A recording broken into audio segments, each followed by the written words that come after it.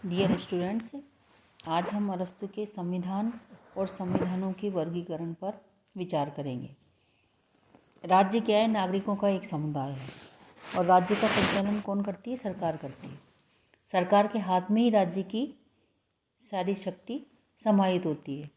सरकार में परिवर्तन का अर्थ है कि उच्च पदाधिकारियों में परिवर्तन आना, और इस परिवर्तन को हम संविधान का परिवर्तन नहीं कह सकते। संविधान तो राज्य का आधार होता है।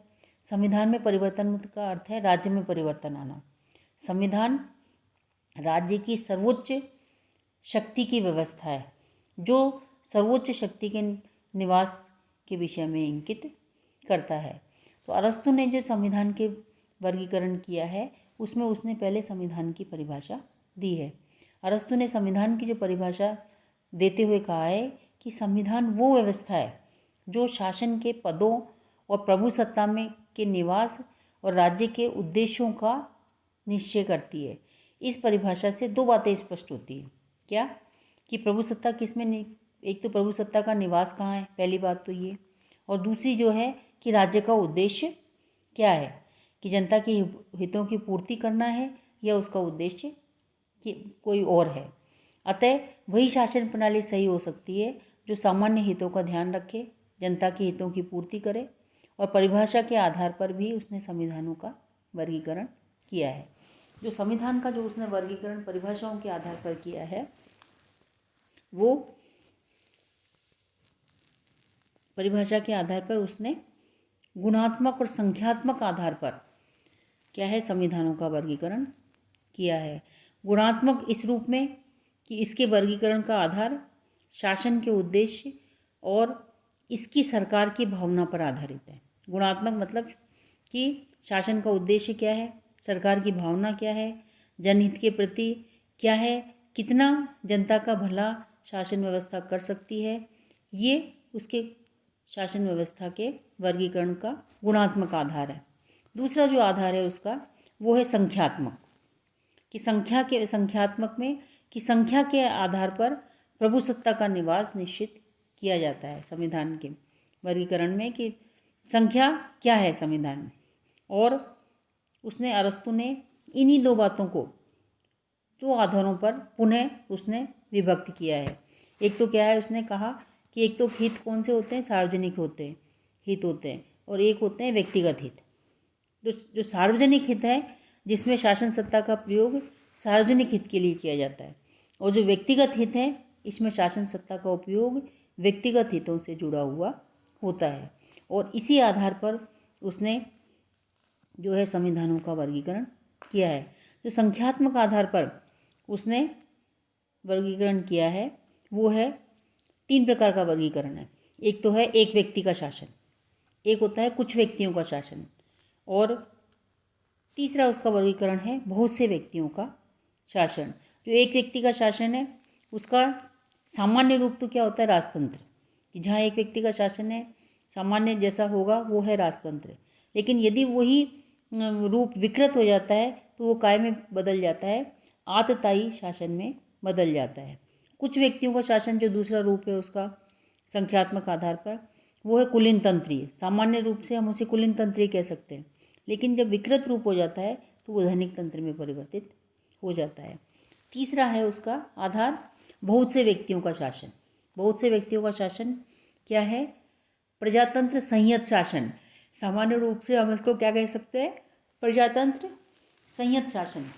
लेकिन जब उसके विकृत रूप की हम बात करें तो ये क्या है, भीड़ तंत्र का शासन हम कह सकते हैं। तो संख्यात्मक आधार पर उसने तीन प्रकार की शासन व्यवस्थाओं का जिक्र किया है। और नेक्स्ट जो उसने जिक्र किया है वो है राज्यों का परिवर्तन चक्र। अरस्तु का मानना था कि राज्यों में संविधान के स्वरूप एक निश्चित क्रम में बदलते रहते हैं। जिस प्रकार ऋतुएं स्वाभाविक रूप से बदलती हैं उसी प्रकार राज्यों में भी परिवर्तन चक्र चलता रहता है, कि राजतंत्र, फिर निरंकुश तंत्र, फिर कुलीन तंत्र, धनिक तंत्र, संयत प्रजातंत्र और फिर भीड़ तंत्र। एक के बाद एक पहिए की तरह ये क्रम से आते रहते हैं और बदलते रहते हैं। तो संविधानों में जो परिवर्तन चक्र इस आधार पर निरंतर चलता रहता है कि जैसे आज एक तंत्री शासन व्यवस्था है, आज राजतंत्री है, कल कुलीन तंत्र में परिवर्तित हो सकती है। फिर कुलीन तंत्रीय व्यवस्था क्या है कि आतताई शासन में परिवर्तित हो जाएगी, और आतताई शासन के बाद में फिर कौन सी शासन व्यवस्था है कि बहुत से लोगों का शासन आएगा। तो ये प्रक्रिया निरंतर, अरस्तू का मानना था कि ये प्रक्रिया निरंतर बदलती रहती है, निरंतर चलती रहती है। तो इस तरह संविधानों का उसने वर्गीकरण किया है। संविधानों के वर्गीकरण के कुछ और आधार भी उसने बताए हैं, जिसमें सबसे पहला जो अन्य आधार है उसमें आर्थिक आधार, कि धनिक तंत्र में धनिकों का, जनतंत्र में गरीबों का शासन होता है आर्थिक आधार पर। मौलिक तत्वों के आधार पर उसने बताया प्रजातंत्र में समानता, स्वतंत्रता का महत्व है, कुलीन तंत्र में धन का महत्व है, और संयत प्रजातंत्र में स्वतंत्रता और धन दोनों का संतुलन है, जिसे हम संयत प्रजातंत्र कह सकते हैं, कि जिसमें दोनों तरह की विशेषताएं हमें दिखाई देती हैं। वर्गीकरण के कुछ और भी उसने आधार बताए कि शासन संबंधी कार्यों के आधार पर, कि कहीं पर उच्च पदों का निर्वाचन अधिक संपत्ति वाले व्यक्तियों के द्वारा होता है, तो कहीं पर मामूली संपत्ति वाले व्यक्ति भी राज्य कार्य में हिस्सा लेते हैं। तो अरस्तू का जो संविधानों का वर्गीकरण है, उसकी जो विचारक हैं कई आधारों पर उसकी आलोचना भी करते हैं। कि आज हम देखते हैं तो हमें परिवर्तन चक्र में दिखाई देता है कि अरस्तू ने जो वर्गीकरण किया है वो परिवर्तन चक्र के अनुसार हमें दिखाई देता है कि राजतंत्रीय व्यवस्थाएं भी आई, कुलीन तंत्रीय व्यवस्थाएं भी आई, और आज हम प्रजातंत्र का हमें बोलबाला दिखाई देता है।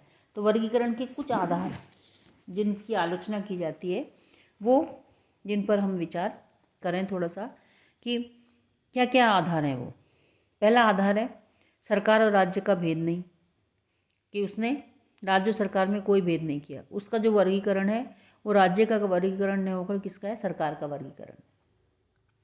उसके वर्गीकरण का जो एक आलोचना है कि वर्गीकरण की व्यवहारिक उपयोगिता ही नहीं है। कुलीन तंत्र और अल्प तंत्र वर्तमान काल का में अमान्य है, क्योंकि आज किसका बोलबाला है ज़्यादा, लोकतंत्र का बोलबाला है। कि संविधानों का जो वर्गीकरण विभाजन है किसी निश्चित आधार पर नहीं किया जा सकता। परिवर्तनशील संविधान कोई निश्चित परिणाम नहीं ला सकते, कि वो कहता है कि परिवर्तन चक्र चलता रहता है, लेकिन कोई निश्चित परिणाम किस शासन व्यवस्था का आए इसकी हम न तो कल्पना कर सकते हैं और न ही कोई संभावना हम तलाश कर सकते हैं। दूसरा, कुछ और आधार हैं उसके, गुण के आधार पर संख्या है उसका वर्गीकरण का आधार, जिससे शासन, कोई भी गुणहीन व्यक्ति शासन में महत्वपूर्ण हो जाता है। राजतंत्र को सौम्यता के साथ उसने पेश किया है, जबकि राजतंत्रीय व्यवस्था किसी भी दृष्टि से सही नहीं है। वो वर्तमान जो लोकतंत्रीय व्यवस्था का आज बोलबाला है, उस लोकतंत्रीय व्यवस्था का भी वो आलोचक रहा है। वो किसको मानता है, एक संयत प्रजातंत्र को वो महत्व जरूर देता है, लेकिन फिर भी प्रजातंत्र की बहुत सारे विचारों, जो बहुत सारे आधार हैं, उनकी वो आलोचना करता है।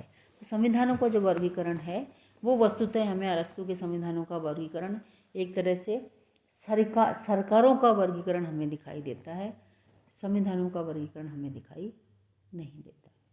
धन्यवाद।